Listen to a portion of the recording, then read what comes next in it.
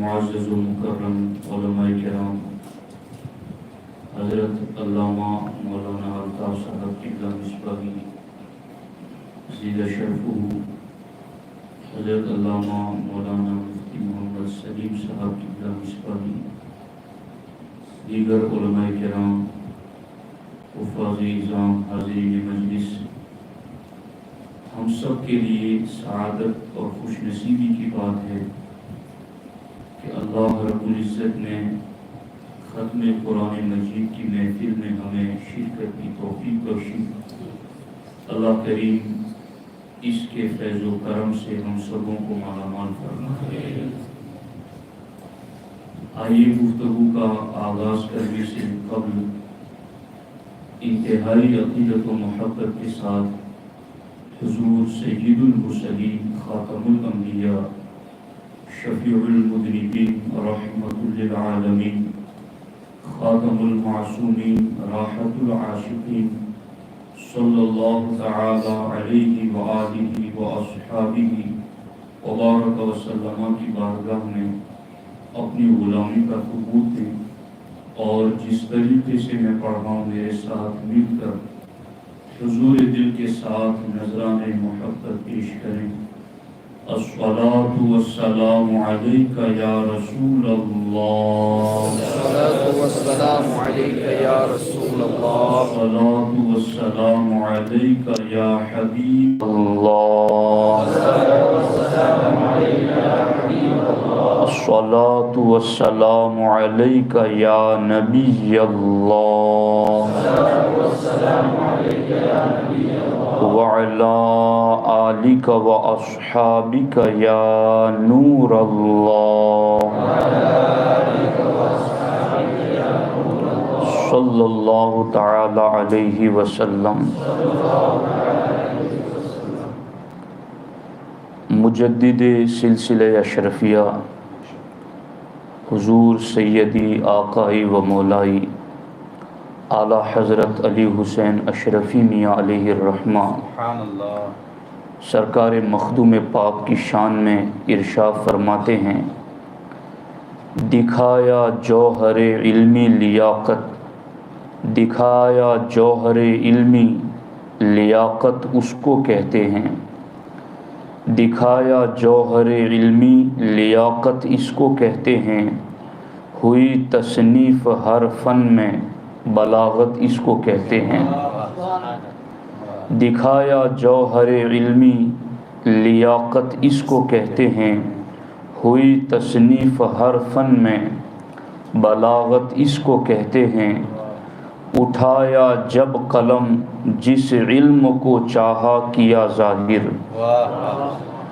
اٹھایا جب قلم جس علم کو چاہا کیا ظاہر، لکھے مضمون عجب نادر ذہانت اس کو کہتے ہیں، لکھے مضمون عجب نادر ذہانت اس کو کہتے ہیں، میرے سلطان اشرف کے کلام پاک کو دیکھو، میرے سلطان اشرف کے کلام پاک کو دیکھو، مسلسل بھی مقفع بھی عبارت اس کو کہتے ہیں، مسلسل بھی مقفع بھی عبارت اس کو کہتے ہیں، جہاں پہنچا قدم ان کا وہیں اپنی عنایت سے، جہاں پہنچا قدم ان کا وہیں اپنی عنایت سے، دکھائے راہ حق سب کو ہدایت اس کو کہتے ہیں، کیا سارے جہاں میں سکہ اپنے نام کا جاری، کیا سارے جہاں میں سکہ اپنے نام کا جاری، کمالات تصوف میں ولایت اس کو کہتے ہیں، کمالات تصوف میں ولایت اس کو کہتے ہیں، تیرے ذہن رسا سے اشرفی اب ان کی مدحت میں، تیرے ذہن رسا سے اشرفی اب ان کی مدحت میں، عجب مضمون نکلتے ہیں ذکاوت اس کو کہتے ہیں، عجب مضمون نکلتے ہیں ذکاوت اس کو کہتے ہیں۔ دوستان محترم، میں اور آپ قرآن مجید کے ختم شریف کی محفل میں سرکار مخدوم پاک رضی اللہ تعالی عنہ کی بزم سجا کر بیٹھے ہوئے ہیں۔ میری گفتگو کے چند اجزاء ہیں اور انہی پر تسلسل کے ساتھ میں چند باتیں آپ کی خدمت میں رکھوں گا۔ آپ پر بھی لازم ہے کہ آپ گفتگو کے ہر جز کو پوری توجہ کے ساتھ سننے کی کوشش کریں۔ دوستان محترم، آج کا یہ مجمع اور اس طرح کے دیگر سنی اجتماعات، ان کی اہمیت اور ویلیو کیا ہوتی ہیں، اور پھر اسی کے ساتھ ساتھ وہ درسگاہ جہاں قرآن مجید کی تعلیم ہوتی ہیں، جہاں قرآن ناظرہ کے طور پر پڑھایا جاتا ہے یا جہاں حفظ کرایا جاتا ہے، اس درسگاہ علم کا مقام اللہ و رسول کی بارگاہ میں کتنا زیادہ ہے۔ چونکہ عام طور پر لوگوں کو مدرسوں کی اہمیت کا پتہ نہیں ہوتا یا علمی محفلوں کا انہیں احساس نہیں ہوتا کہ یہ کتنی بلند و بالا برکت و شان والی محفل ہیں، اس لیے اس کی اہمیت دلانے کے لیے میں حضرت عمر فاروق اعظم رضی اللہ تعالی عنہ اور حضرت سیدنا ابو درداء رضی اللہ تعالی عنہ، ان دونوں عظیم صحابہ کرام کا فرمان آپ کے سامنے پیش کرتا ہوں۔ حضرت عمر فاروق اعظم رضی اللہ تعالیٰ عنہ فرماتے ہیں کہ میری زندگی کے بنیادی مقاصد میں 3 مقصد سب سے زیادہ اہم ہیں۔ حضرت عمر فرماتے ہیں اگر وہ 3 کام مجھے کرنے نہ ہوتے تو پھر میں دنیا سے رخصت ہو جانا ہی پسند کرتا۔ یعنی آپ میں سے کوئی شخص کسی چیز کی اہمیت ظاہر کرنا چاہتا ہے تو وہ یہ کہتا ہے بس میں تو اس کام کے لیے رکا ہوا ہوں، اگر یہ نہ ہوتا تو مجھے یہاں کوئی غرض نہیں ہے۔ تو جب آپ یہ لفظ بولتے ہیں کہ بس میں تو اپنے بچوں کے لیے رکا ہوا ہوں، بس میں تو اب یہ کام کے لیے رکا ہوا ہوں، باقی مجھے یہاں رہنا پسند نہیں ہے، حضرت عمر فرماتے ہیں اور حضرت ابو درداء فرماتے ہیں بس 3 کام ہیں کہ جن کے لیے ہم دنیا میں رہنا پسند کرتے ہیں، اگر وہ 3 کام نہ ہوتے تو ہمیں دنیا سے کیا مطلب، ہم دنیا سے چلے جانا ہی پسند کرتے۔ یہ لفظ اگر کوئی پرہیزگار شخص عالم حافظ بھی بولتا تو بڑی ویلیو رکھتے، لیکن یہ لفظ امیر المومنین کی زبان سے نکلے ہیں۔ وہ عمر فاروق اعظم جن کے بارے میں ہمارے نبی علیہ الصلوۃ والسلام فرماتے ہیں عمر کی زبان اور دل دونوں پر اللہ نے حق جاری فرمایا ہے۔ وہ فرماتے ہیں اور یہ بھی ہمارے آقا کا فرمان ہے کہ تم اپنی محفلوں کو عمر کے ذکر سے زینت بخشو، تمہارے دل جب ملول خاطر ہو تو تم عمر کا ذکر کرو، تمہارے دلوں کو خوشی محسوس ہوگی۔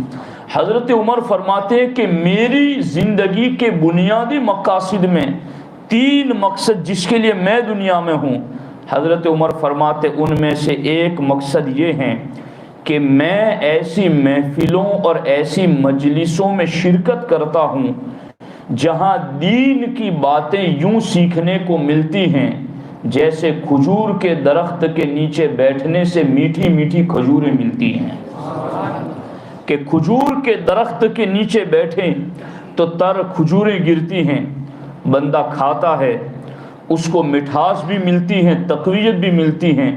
حضرت عمر فرماتے بس دینی محفلوں میں یوں ہی میٹھی اور علم دین کی باتیں سکھائی جاتی ہیں، اگر ان محفلوں میں شریک ہونا میرا مقصد نہ ہوتا تو پھر میں دنیا سے چلا جانا ہی پسند کرتا۔ تو جہاں عام دینی محفلوں کی یہ ویلیو ہیں تو جس درسگاہ میں قرآن سکھایا جائے، جس درسگاہ میں اللہ کا کلام سکھایا جائے، اور پھر یوں نہیں کہ صرف ناظرہ ہو تو بھی بڑا کمال رکھتی ہیں وہ درسگاہیں، ان درسگاہوں کا کیا کہنا جہاں رب کا لافانی کلام سینے میں اتارا جاتا ہے، وہ کتنی اہمیت رکھتی ہیں۔ اس لیے یوں سمجھو کہ یہ درس گاہیں رحمتوں کی جلوہ گاہ ہیں، یہ درس گاہیں انوار و تجلیات کے اترنے کی جگہ ہیں۔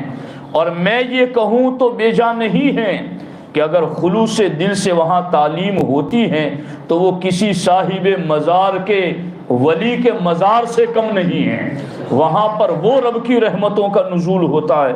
تو ان درس گاہوں کو اس نظر سے دیکھنا شروع کرو۔ اہل سنت و جماعت میں اس کے پیچھے بہت کچھ آپ کو سمجھا رہا ہوں کہ ان درس گاہوں میں جہاں قرآن سکھایا جاتا ہے، عمر فاروق اعظم جیسے صحابی، ابو دردہ جیسے صحابی رضی اللہ تعالیٰ عنہ کہتے ہیں کہ ہماری زندگی کے بنیادی مقاصد میں ایک مقصد یہ ہے کہ ہمیں ان محفلوں میں شریک ہونا ہے۔ ہم دنیا سے چلے جائیں گے تو ان محفلوں میں بظاہر کیسے شریک ہوں گے؟ تو ہمیں چونکہ ان محفلوں میں شریک ہونا ہے جہاں کھجور کے درخت کے نیچے بیٹھنے سے جیسے میٹھی کھجوریں ملتی ہیں، ان محفلوں میں بیٹھنے سے ایسے ہی علم دین کی باتیں سیکھنے کو ملتی ہیں۔ تو ہم بس اس لیے زندہ ہیں کہ ہمیں ایسی محفلوں میں شریک ہونا ہے۔ آپ غور فرمائیں تو پھر اس لیول سے درسگاہ کی اہمیت کتنی زیادہ ہوتی ہے۔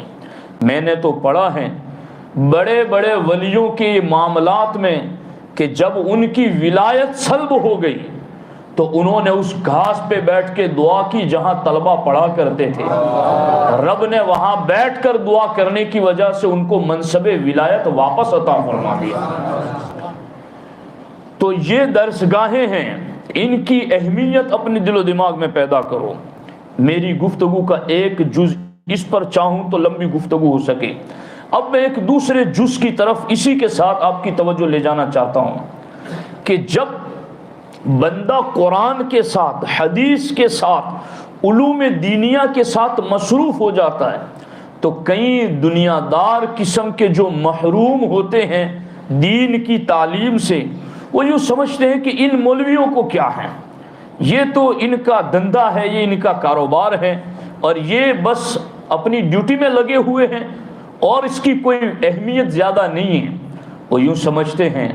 میں اس مقام پر امیر المؤمنین فی الحدیث عبداللہ ابن مبارک اور امیر المؤمنین فی الحدیث امام محمد بن اسماعیل بخاری، ان دونوں کی روایتیں آپ کے سامنے رکھنا چاہتا ہوں کہ علم دین سیکھنا سکھانا، حدیث پڑھنا پڑھانا، حدیث لکھنا لکھوانا، یہ کتنا اہم ترین کام ہے اور اس کو ہمارے بزرگوں نے کس نگاہ سے دیکھا ہے۔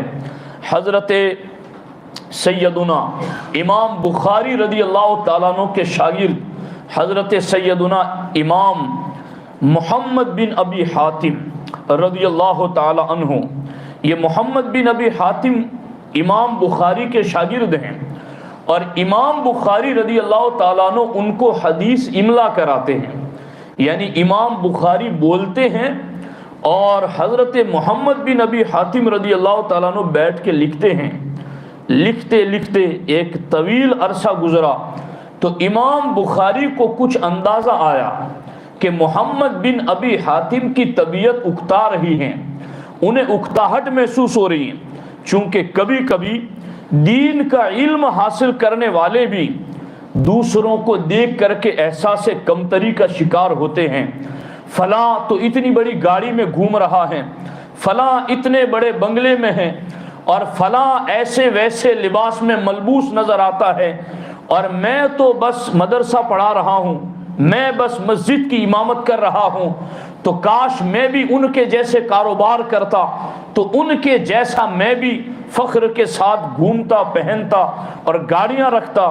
یاد رکھنا ایسے موقع پر جب امام بخاری نے اپنے شاگرد کو حدیث املا کراتے کراتے احساس کیا کہ ان کی طبیعت میں کچھ اکتاہٹ محسوس ہو رہی ہے تو فوراً امیر المومنین فی الحدیث امام بخاری نے ارشاد فرمایا، طب نفسا، اے میرے شاگرد خوش رہا کرو، طبیعت میں شاد رہا کرو، فرحت و انبساط کا اظہار کیا کرو۔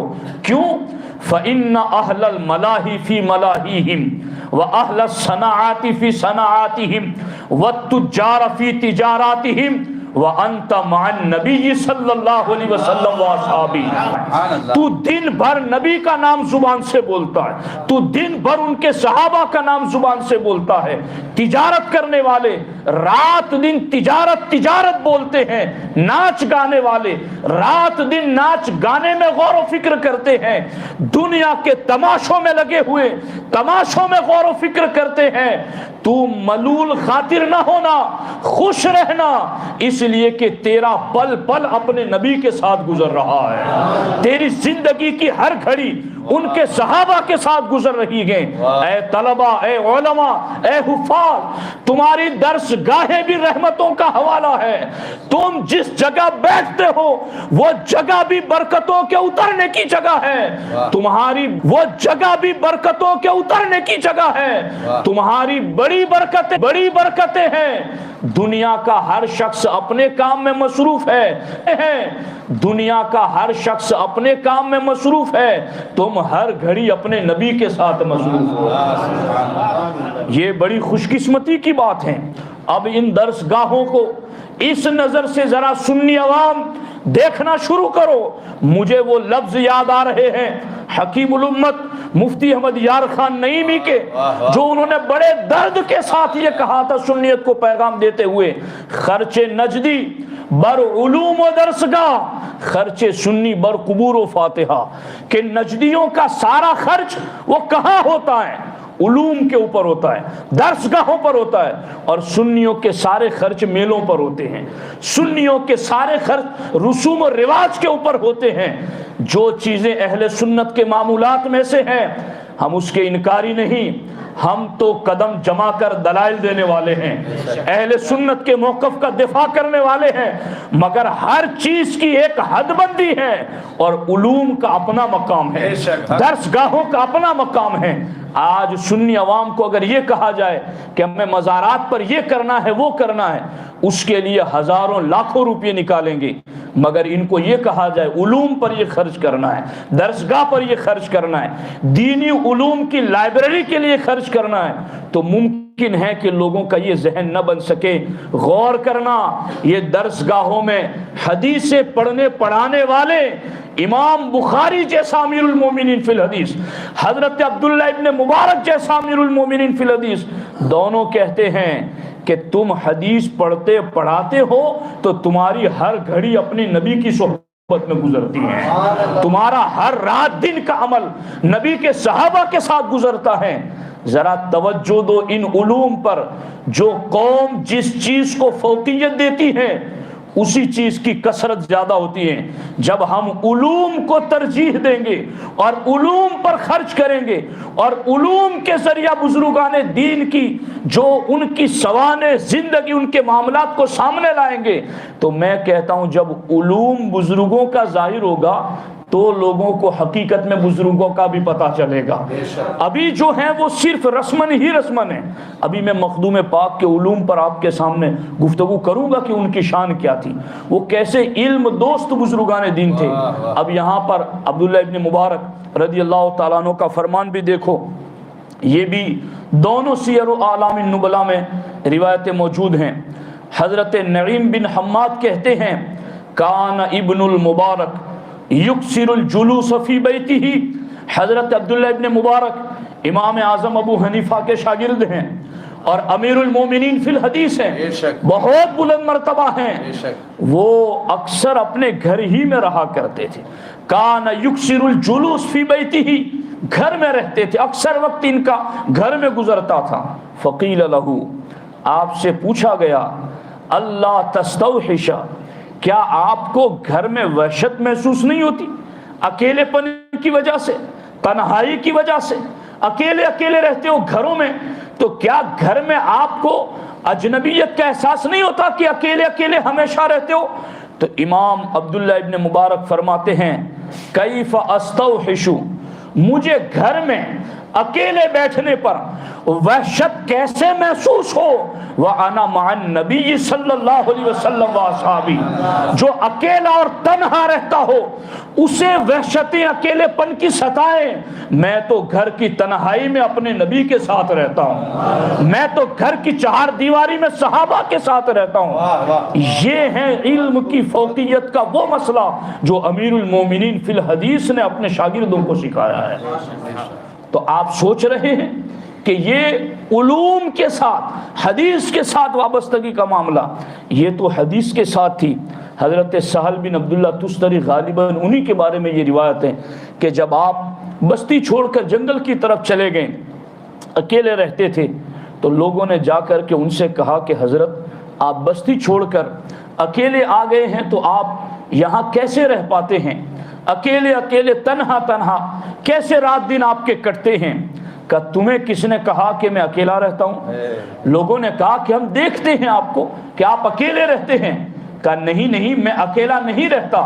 کہا پھر کیسے تمہارے اکیلے پن کو تم دور کر سکتے ہو اور یہ بتاتے ہو کہ میں اکیلا نہیں رہتا؟ تو حضرت سہل فرماتے ہیں جب میرا یہ جی چاہتا ہے کہ میں اپنے رب سے باتیں کروں، اپنے رب سے مناجات کروں، اپنے رب سے کلام کروں، تو میں نماز کے لیے کھڑا ہو جاتا ہوں، اور جب میرا یہ جی چاہتا ہے کہ اس کا کلام میں سنوں تو میں قرآن کھول کے بیٹھ جاتا ہوں، کبھی اپنی سناتا ہوں کبھی اس کی سنتا ہوں۔ کون کہتا ہے میں اکیلا رہتا ہوں؟ میرا تو لمحہ لمحہ رب کی یاد میں گزرتا ہے۔ یہ بچے جنہوں نے قرآن سیکھا ہے درسگاہ میں بیٹھ کر، 30 پارے سینوں میں اتار لینا یہ معمولی نہیں ہے، یہ رب کا خصوصی فضل ہے، اور ان کے استاد مولانا الطاف صاحب کی خصوصی توجہ اور محنت ہے۔ میں اخیر میں اس پر بھی گفتگو کروں گا کہ یہ جو درسگاہیں جہاں اتنی برکتیں اترتی ہیں تو پھر ان درسگاہوں کو زینت دینے والوں کی شان کیا ہے، ان درسگاہوں کو سنوارنے والوں کا حق کیا ہے۔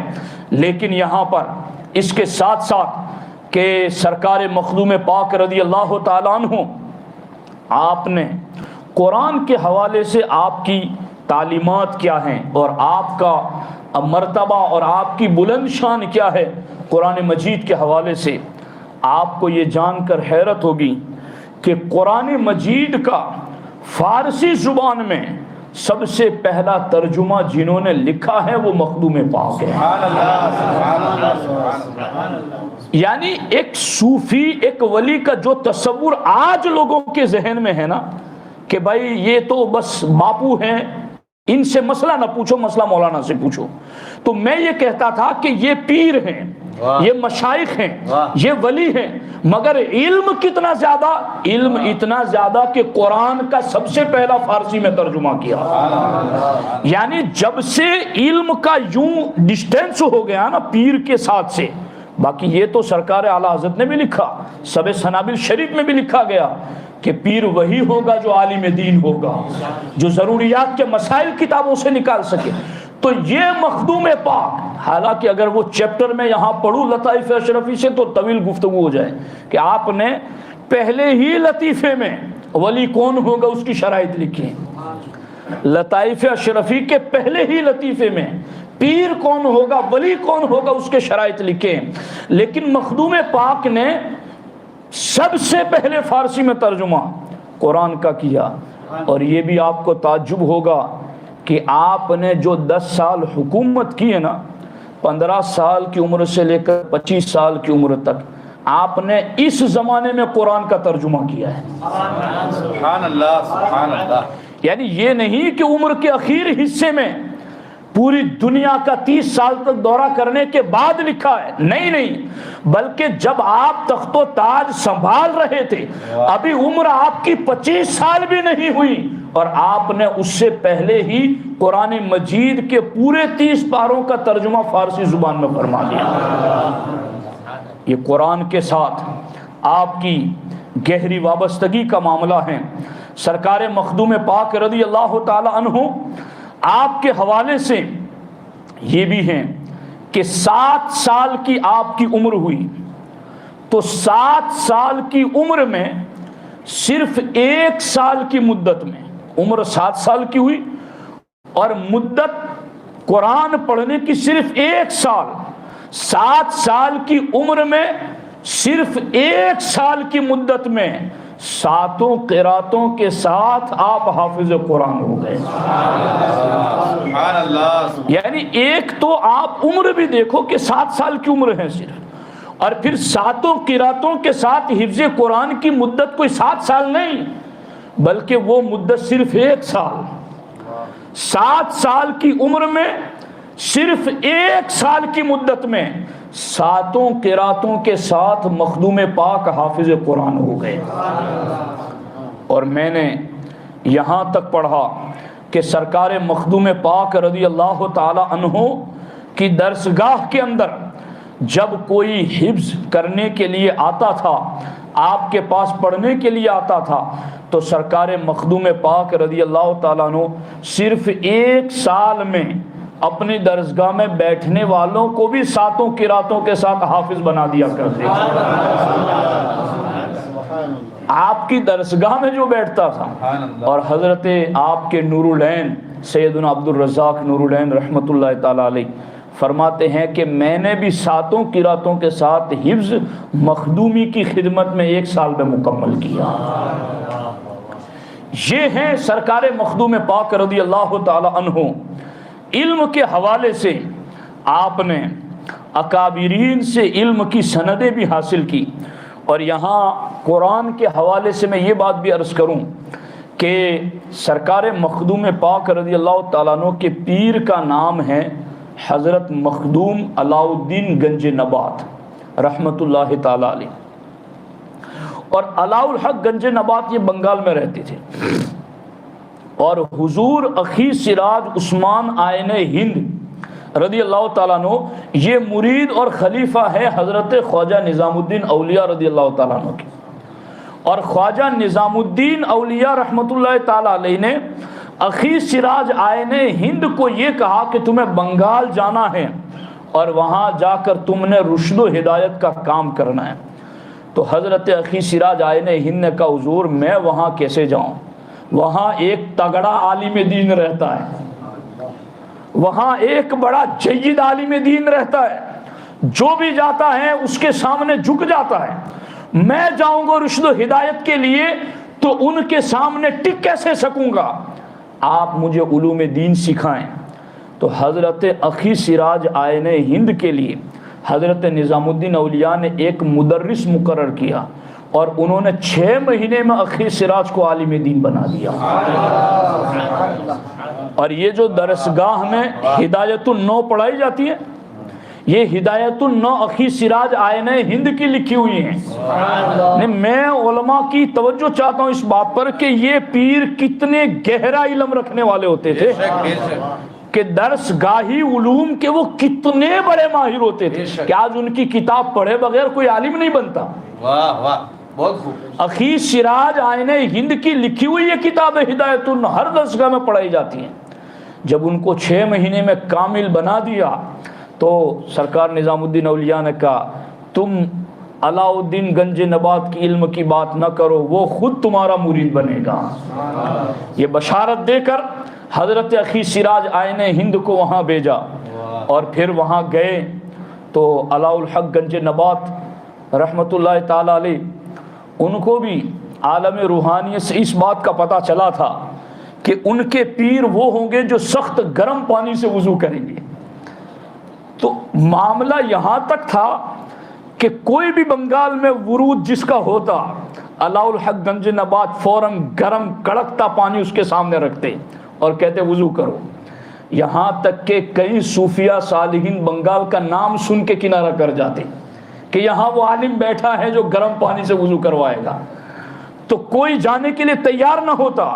مگر جب نظام الدین اولیاء رضی اللہ تعالیٰ عنہ نے اخی سراج آئین ہند کو سنوار کر کامل کر کے بھیجا، جب آپ گئے علاء الدین گنج نبات رحمۃ اللہ تعالی علیہ کی بستی میں، انہوں نے کہا اگر آپ مرشد ہیں تو پھر آپ بھی آئیے آگے، یہ پانی گرم ہے۔ وضو کیا کرنا تھا، حضرت اخی سراج نے اسی سے غسل فرما لیا، آپ کے جسم کو کچھ نہ ہوا۔ فوراً علاء الحق گنج نبات نے سر جھکا دیا، قدم بوسی کی، اور آپ کے ایسے مرید ہو گئے کہ یہ جو علاء الحق گنج نبات رحمۃ اللہ تعالیٰ علیہ نا مخدوم پاک مرید ہیں اور علاء الحق گنج نبات پیر ہیں، اور یہ دونوں پیر اور مرید ان دونوں کا تعلق ایک لمبے زمانے تک دنیاوی سلطنت کے ساتھ رہا ہے۔ مخدوم پاک 10 سال تک سمنان کے سلطان رہے اور علاء الحق گنج نبات ایک لمبے زمانے تک بنگال کے وزیر اعظم رہے، لیکن جب مریدی میں آ گئے سارا جبہ کبہ اور سارے ناز انداز سارے چھوڑ دیے، اب ہمیشہ اپنے پیر کے پیچھے، سر پہ ان کی گرم گرم دیگچی بھی اٹھا لیتے، یہاں تک کہ سر کے سارے بال جل گئے تھے آپ کے۔ اور جن علاقوں سے جب وزیر اعظم تھے تو آپ سمجھو کہ ان کی شان کیا رہتی ہوگی، مگر فرماتے ہیں کہ جب کبھی میرے پیر اس علاقے سے بھی گزرے جہاں لوگ میری بڑی شانیں دیکھا کرتے تھے، مگر وہاں سے بھی میں گزرا تو اپنے پیر کے نقش قدم پر ان کی گدڑی سر پہ اٹھا کے ناز کے ساتھ ان کے پیچھے سے گزرا، مجھے کوئی تردد نہیں ہوا، کیونکہ اب میں نے دنیا چھوڑ کر دین کو اختیار کر لیا تھا۔ وہ علاء الحق گنج نبات رحمۃ اللہ تعالیٰ علیہ اور یہ اخی سراج آئین ہند رضی اللہ تعالیٰ عنہ یوں حضرت مخدوم پاک رضی اللہ تعالیٰ عنہ کے پیر حضرت علاء الحق گنج نبات ہیں، اور ان کے پیر اخی سراج آئین ہند ہیں، اور ان کے پیر حضرت خواجہ نظام الدین اولیاء ہیں، ان کے پیر حضرت بابا فرید ہیں، ان کے پیر خواجہ قطب الدین بختیار کاکی ہیں، اور ان کے پیر سلطان الہند سرکار غریب نواز ہیں۔ یہ پورا سلسلے چشت اہل بہشت یہ ہیں۔ اسی لیے تو خواجہ قطب نے بختیار کاکی نے اپنے دور میں مخدوم پاک کے دادا جب یہاں آئے تھے تو ان کو کہا تھا تمہیں شمس التمش کے یہاں مہمان نہیں بننا، میرا مہمان بننا ہے، اس لیے کہ تمہاری نسل سے ایک شہباز چشت پیدا ہوگا، وہ سلسلے چشت کو بہت فروغ دے گا۔ یہ ہے مخدوم پاک رضی اللہ تعالیٰ عنہ۔ اور آپ نے اپنے سلطنت کے ایام میں قرآن مجید کو ختم کیا۔ اب یہ جو عالم دین ہے نا حضرت علاء الحق گنج نبات، اب دیکھو کہ جن کے علم کے شہرے دہلی تک تھے، اور باضابطہ اخی سراج آئین ہند جو ان کے پیر تھے انہوں نے کہا نظام الدین اولیاء وہاں مجھے بھیج رہے ایک تگڑا عالم دین بیٹھا ہوا ہے، تو باضابطہ پھر مشق کرائی، سکھایا گیا، پڑھایا گیا، پھر بھیجا گیا۔ وہ اخی سراج آئین ہند انہوں نے قرآنی علوم کے حوالے سے مخدوم پاک کو کیسے سنوارا، اللہ اکبر۔ حضرت علاء الدین گنج نبات رحمۃ اللہ تعالی علیہ نے مخدوم اشرف جہانگیر سمنانی سے فرمایا بیٹا اشرف، آیات قرآنی کی تفسیر اور فصوص الحکم اور فتوحات مکیہ کے نکات مجھ سے حاصل کر لو۔ نہیں سمجھ میں آ رہی بات؟ قرآن کی تفسیر مجھ سے حاصل کر لو۔ کون؟ جو مرید بننے سے پہلے جن کے علم کی دھاک دور دور تک بیٹھی ہوئی تھی۔ انہوں نے کہا کہ بیٹا اشرف قرآن کی تفسیر کا علم مجھ سے حاصل کر لو، اور پھر آپ نے فرمایا کہ میں وہ باردار درخت ہوں، باردار ثمردار، میں وہ پھلدار درخت ہوں جسے اپنی طرف ہلاؤ تو پھل ہی پھل گرتے ہیں۔ اس لیے اس درخت سے قرآن کی تفسیر کا علم جتنا چاہو اتنا سیکھ لو۔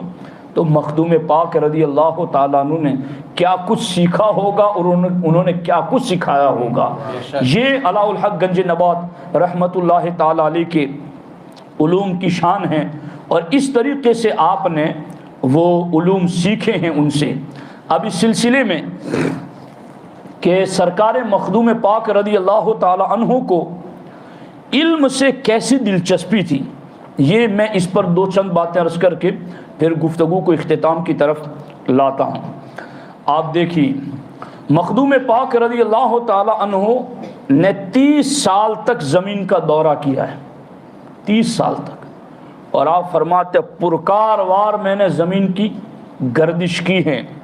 پرکار کس کو کہتے ہیں؟ وہ ہمارے گجراتی میں جس کو انیا کہتے ہیں، تو انیے میں ایک طرف ہم لوگ پینسل ڈالتے ہیں اور دوسرا بیچ میں لگا کر گھماتے ہیں، تو وہ جو گھومتا ہے اس کو پرکار کہتے ہیں اردو میں. تو مخدوم پاک کہتے ہیں جس طرح انیا ارد گرد گھومتا ہے میں نے اس طرح پوری زمین کا دورہ کیا ہے. اور مخدوم پاک فرماتے ہیں کہ میں نے 190 سے زیادہ مشائخ اور علماء سے فیض حاصل کیا ہے.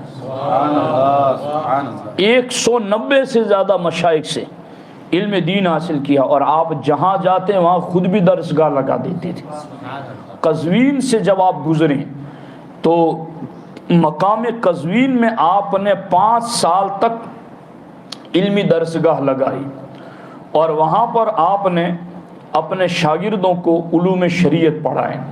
اور اسی کے ساتھ ساتھ سرکار مخدوم پاک رضی اللہ تعالی عنہ کے حوالے سے یہ ایک خاص بات ہے علم کی دلچسپی کے حوالے سے کہ ان صوفیہ صالحین کا علم شریعت کے حوالے سے کیسا معاملہ دلچسپی کا رہتا تھا. تو یہ واقعہ بہت دھیان سے سنیے کہ ایک بار سرکار غوث العالم سید اشرف جہانگیر سمنانی نے مکہ مکرمہ سفر کا ارادہ کیا. تو ایک بندرگاہ پر بہت سارے جید علماء موجود تھے. وہاں پر ایک عالم مولانا جمال الدین بدخشانی بھی تھے جو تجارت کی غرض سے مختلف ملکوں میں جاتے تھے اور اسی غرض سے ملک روم وہ جانا چاہتے تھے. سفر میں ان سے مختلف مسائل پر گفتگو ہوئی تو مولانا بدخشانی نے محسوس کیا کہ حضرت عبد الرزاق کو علم سے گہری دلچسپی ہے. مخدوم پاک کے نور العین تھے, علم سے انہیں بہت گہری دلچسپی ہے اور ساتھ میں قابلیت کا جوہر بھی ان کے اندر موجود ہے کہ یہ جلد علم حاصل کر لیتے ہیں. اب ادھر سے علم سیکھنے کا شوق ظاہر ہوا, ادھر مولانا بھی سکھانے پر آماد ہوئے, لیکن یہاں استاد شاگرد کا رشتہ علوم دین کا نہ تھا کیونکہ علوم دین کی تو تکمیل حضرت عبد الرزاق نور العین کو وہ فرما دی تھی سرکار مخدوم پاک نے, لیکن یہ بعض علوم زائد تھے, علوم عقلیدس و محیط وغیرہ, تو ان کو سیکھنے کے حوالے سے بات تھی. تو حضرت نور العین عبد الرزاق فرماتے ہیں کہ میں نے ہر چند علوم الہی کی تحصیل و تکمیل حضرت قدوۃ الکبریٰ سے کی تھی, لیکن مولانا جمال الدین بعض عجیب علوم سے پوری طرح واقف تھے. تو طبیعت کا تقاضا ہوا کہ ان سے میں بعض علوم سیکھ لوں. کتنا شوق تھا علوم دینیا کا کہ کہاں سے مل جائے. الحکمت ضالۃ المؤمن, کہ علم اور حکمت یہ مومن ہی کی پونجی ہے, جہاں ملے وہی اس کا مستحق ہے. تو حضرت عبد الرزاق نور العین رضی اللہ تعالیٰ عنہ نے کہا کہ میں ان سے علوم سیکھوں. تو حضرت نور العین نے مولانا جمال الدین سے علم سیکھنا شروع کیا. جو کچھ سیکھتے اس کو لکھ لیتے تھے. ابھی صرف مقدمہ ہوا تھا, یعنی ابھی صرف تھوڑا ہی پڑا تھا اگلا حصہ شروع کا کہ بحری سفر ختم ہو گیا. جو سمندری سفر تھا وہ ختم ہو گیا. اب کیا کریں, بندرگاہ آ گئی. مولانا کو تو ملک روم کی طرف جانا تھا, اس لیے اب تعلیم کا سلسلہ جاری نہیں رہ سکتا تھا. تو حضرت نور العین کی دلچسپی اس علم سے بڑھ چکی تھی. تو حضرت مخدوم پاک نے اپنے نور العین کے شوق کو دیکھ کر پوچھا کہ مولانا کا سامان تجارت روم میں کتنے داموں میں بکے گا. مولانا تم جو روم میں سامان تجارت لے کے جاتے ہو تو یہ بتاؤ کہ تمہارا سامان تجارت روم میں کتنے داموں میں بکے گا, اور روم سے جو چیزیں خریدی جائیں گی وہ چین میں جب تم واپس جاؤ گے تو کتنے داموں میں بیچو گے. دونوں جگہ کا منافع بتاؤ. اپنی چیزیں روم میں بیچو گے تو کیا منافع ہوگا, وہاں کی چیزیں خرید کر اپنے ملک لے جاؤ گے وہاں کیا منافع ہوگا. تو پھر بتایا گیا حساب لگا کر کے کہ وہ 1,20,000 دینار بنتے ہیں. دینار سونے کے سکے, 1,20,000 سونے کے سکے بنتے ہیں. تو مخدوم پاک نے اپنے ساتھیوں سے کہا جو کچھ زر نقد ہے وہ مولانا کے خزانچی کو دے دیا جائے. مخدوم پاک نے کہا کہ جو کچھ ہمارے پاس نقد پڑا ہے سونا وہ مولانا جمال الدین کے خزانچی کو دے دیا جائے. شمار کرنے پر معلوم ہوا کہ کل 1,20,000 دینار ہے. سبحان اللہ سبحان اللہ. کل 1,20,000 دینار ہیں، اور یہ سب مولانا جمال الدین صاحب کو دے دیے گئے، اور مولانا سے وعدہ کیا مخدوم پاک نے کہ تعلیم ختم ہونے کے بعد سفر سے واپسی میں انہیں اسی قدر زر نقد اور دیا جائے گا. یعنی یہ تو دے دیا 1,20,000 دینار سونے کے سکے، مگر جب یہ نصاب ختم ہوگا پڑھنے کا، آپ واپس جائیں گے تو پھر اتنا ہی ہم آپ کو اور دیں گے. علم کے کیسے قدر شناس تھے. بے شک بے شک. یہ طریقے ہیں ہمارے بزرگوں کے. اب دیکھو، جب مولانا کی رفاقت 1 سال تک رہی، اور اسی عرصے میں حضرت نور العین نے آپ سے پورا استفادہ کیا، اور اس کے بعد سفر سے واپسی پر مولانا کو مخدوم پاک نے 1,20,000 دینار حسب وعدہ پھر عطا فرمائے. یہ ہیں علم سے ان کی گہری دلچسپی کا معاملہ. اور اس سلسلے میں مزید اور بھی کئی باتیں ہیں، لیکن وقت کا لحاظ رکھتے ہوئے اب میں ان ساری باتوں کی طرف توجہ نہیں دیتا. بالخصوص یہاں میں ان والدین کے لیے بھی کہ جن کے بچے حافظ قرآن بنے ہیں، ہمارے نبی علیہ الصلاۃ والسلام نے ارشاد فرمایا کہ قیامت کے دن ان کے والدین کو اللہ نور کے ایسے تاج عطا کرے گا جس کی روشنی کے سامنے سورج کی روشنی ماند پڑ جائے گی. تو خوش نصیب ہیں، لائی کے 100,000 مبارکباد ہے وہ والدین جنہوں نے نیک نصیبی سے اپنی اولاد کو حافظ قرآن بنایا. اللہ تعالیٰ ان کو سلامت رکھیں. اور یہاں پر میں علماء دین کے حوالے سے بھی 2-3 روایتیں آپ کے سامنے عرض کروں کہ یہ جو گلشن کھلتے ہیں، یہ جو باغ لگتے ہیں، تو ان باغوں کا مالک کون ہے؟ ان گلوں کو تراش خراش کر کے سجا کر قوم کے سامنے کون لاتا ہے؟ یہ کیسے پڑھتے ہیں؟ یہ انداز کیسے آتے ہیں؟ ابھی آپ نے دیکھا کتنے بہترین انداز میں حافظ صاحب نے تلاوت کی قرآن کی اور نعت پڑھی. الحمدللہ دل خوشی سے جھوم رہا تھا کہ کتنا بہتر انداز ہے، کتنا بہتر سلیقہ ہے. مگر یہ یوں ہی تو نہیں آ گیا، ان کو سکھانے کے لیے ان کے اساتذہ نے محنتیں کی، ان پر وقت لگایا. تو آخر ان کا بھی کیا حق ہے؟ میرے آقا علیہ السلام فرماتے ہیں لیس من امتی من لم یعرف لعالمنا حقہ، کہ وہ میری امت میں سے نہیں جو میری امت کے عالم کا حق نہیں پہچانتا. یہ اللہ کے رسول علیہ الصلوۃ والسلام نے فرمایا. اور میرے آقا علیہ الصلوۃ والسلام نے یہ بھی فرمایا کہ 3 شخصوں کی توہین وہی کرے گا جو منافق ہوگا. اور میرے آقا فرماتے ان 3 میں سے ایک عالم دین ہے. ان کی توہین اور بے ادبی کرنے والا سرکار فرماتے وہ منافق ہیں جو میرے وارث کی ناقدری کرتا ہے. ہمارے آقا حضور سید المرسلین صلی اللہ تعالی علیہ وآلہ وسلم نے یہ بھی ارشاد فرمایا من علم عبدا آیۃ من کتاب اللہ فہو مولاہ، جس شخص نے کسی بندے کو کتاب اللہ کی ایک آیت سکھا دی وہ اس کا مولا ہے. جس طالب علم کو جس نے ایک آیت کتاب کی سکھا دی وہ اس طالب علم کا مولا ہے، اس کا آقا ہے، اس کا استاد ہے. کتنا بڑا حق ہے.